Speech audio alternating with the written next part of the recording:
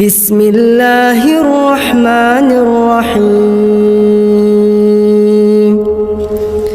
ويل للمطففين الذين إذا اكتالوا على الناس يستوفون وإذا كالوهم أو وزنوهم يخسرون ألا يظن أولئك أنهم مبعوثون ليوم عظيم يوم يقوم الناس لرب العالمين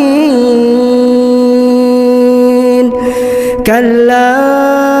إن كتاب الفجار لفي سجين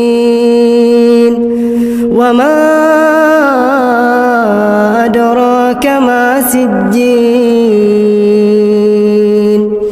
كتاب مرقوم ويل